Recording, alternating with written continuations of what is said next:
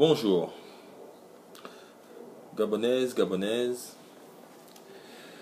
Encore une fois, je sors de mon silence.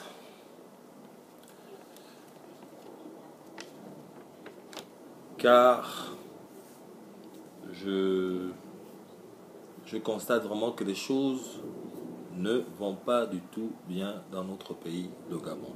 À tous les niveaux, il y a des problèmes. Et je voudrais ici, comme un bon Africain, rappeler les gens au principe du cogito ergo sum. Parce que nous tous, nous avons la faculté de penser, la faculté d'avoir le bon sens, et la faculté aussi d'avoir aussi le respect pour la dignité humaine. Je citerai quelques petits exemples avant d'aller à mon propos. Par exemple, le problème d'eau au Gabon. Que l'on soit PDGiste, que l'on soit opposant, c'est une réalité. Nous avons des problèmes avec de l'eau.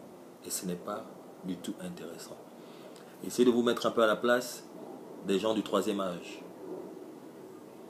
Nous allons tous vieillir un jour. Ces vieilles personnes, essayez d'imaginer un peu comment ils font pour se nettoyer ou se mouvoir dans leur vie quand il n'y a pas d'eau. Essayez de regarder un peu tous ces efforts qui sont faits ici et là pour construire des hôpitaux.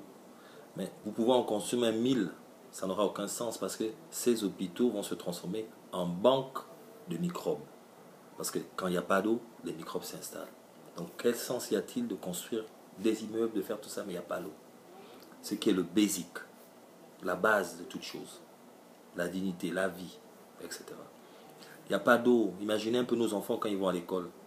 Comment affrontent-ils les toilettes, ces enfants-là, dans les quartiers? Kembo, Glace, Louis, Cocotier, Diba Diba, Camp de Boy. Il n'y a pas d'eau. On devrait se poser des questions et se ramener à l'ordre. Parce que vous savez, on dit que si le politicien n'avait pas besoin du peuple, on n'aurait pas inventé les élections. Donc, le sentiment de chaque citoyen, le sentiment de chaque fibre, quelle que soit son ethnie, d'une nation, est important pour un politicien. Donc, la même façon que l'on veut tout faire pour conquérir un citoyen à donner sa voix pour voter avant et pendant les élections, on devrait être aussi conscient de cette même façon après les votes pour faire en sorte que cette personne puisse toujours se raviver de son choix. Mais moi aujourd'hui, je vais vous dire que je suis déçu. J'ai voté le président de la République et je ne vais pas le dire sous la table. J'ai voté, j'ai cru en son discours, mais aujourd'hui, ça ne va pas. Mais en même temps que je le dis, je veux dire aussi que la réalité, c'est qu'aujourd'hui, je suis mécontent. La vérité, c'est que peut-être après, je peux changer mon opinion encore. Et encore le raviver encore cela. Mais pour le moment, je suis déçu de m'avoir, d'avoir donné ça parce que je ne vois pas. Toutes les promesses n'ont pas été tenues, on ne respecte pas. On dit certaines choses et on fait le contraire. En anglais, on dit « talk the walk, you walk ». But don't talk the walk that you can't walk. Donc, il ne faut pas parler des choses que vous-même, vous ne pouvez pas faire. Il y a tellement de problèmes, les cimetières. Il n'y a plus de cimetières à Libreville, un pays équatorial où il y a plein d'espaces verts. Ou bien quoi, on est maintenant immortel, où les dirigeants ne pensent pas qu'ils vont mourir un jour. Ça, c'est l'un des principes de base, les cimetières. J'ai jamais entendu ça. En France, aux États-Unis, même quand vous voyez un cimetière, vous avez même envie d'aller dormir dans ce cimetière. C'est tellement beau même.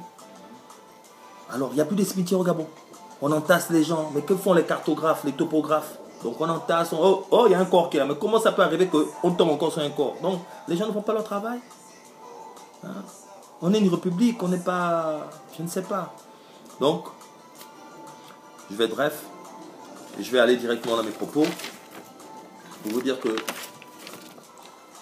l'heure est à la reprise des choses en main. Et pour cela, je voudrais dire encore nous devons pratiquer le cogito ergo sum, qui veut dire je pense donc je suis, de René Descartes. Ainsi, je dirais que dans une démocratie pure et parfaite, les citoyens sont appelés à choisir librement leurs dirigeants publics lors d'élections ouvertes, libres et transparentes. On reconnaît à ces mêmes personnes le droit à la liberté d'expression et d'opinion, ferment d'une démocratie participative et durable.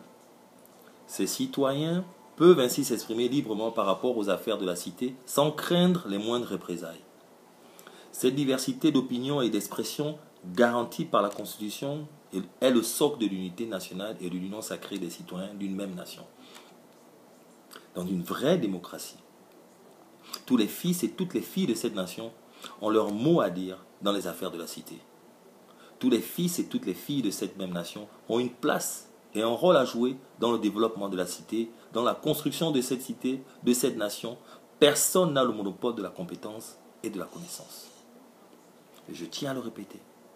Dans la construction de cette cité, notre Gabon, de notre nation, personne n'a le monopole de la compétence et de la connaissance.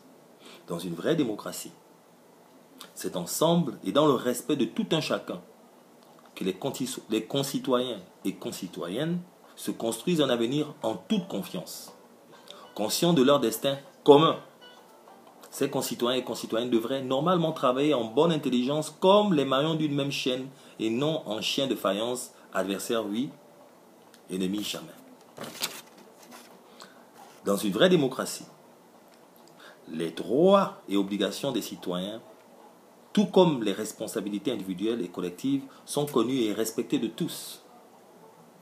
Le culte du résultat, de l'excellence, du devoir de rendre des comptes et de la controverse idéologique objective et constructive devraient normalement être les boussoles de tout un chacun. Dans une vraie démocratie,